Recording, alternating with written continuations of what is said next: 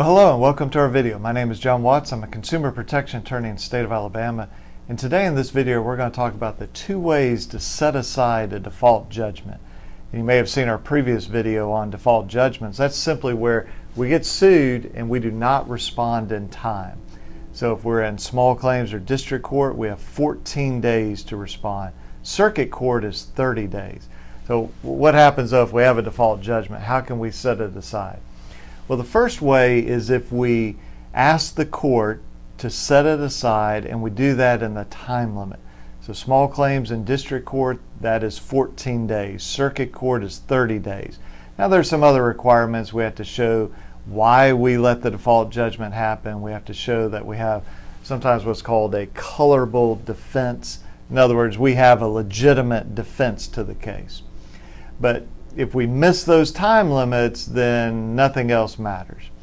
Well, what if we are beyond those time limits? Well, then the only way, and this would be the second way to set aside default judgment, is if we were not served. So to be served means to be handed in the proper way the lawsuit papers, the complaint. Well, what if we were not properly served? Then that gives us an argument to say, let's get rid of this judgment, because being served properly, and we'll talk about that in another video, what that means, but to be properly served is a requirement for a lawsuit to result in a judgment against us. And this has constitutional issues. In other words, if you were never notified about a lawsuit, just kind of seems common sense that that would be unfair for there to be a judgment against you. You have to know that you've been sued. You have to be given an opportunity to defend yourself.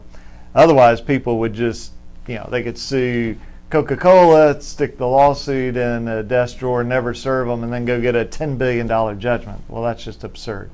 We have to be properly served. So if you have a default judgment and you're within that 14 days or that 30 days, depending on small claims district or circuit court, then you need to take immediate action. If you're beyond that, or if you were just never served in the first place, then you need to look at, okay, can I demonstrate that I was not properly served? So if you live in Alabama and you have questions about this, give us a call, 205-879-2447 or alabamaconsumer.com. Thanks a lot, and I'll talk to you soon.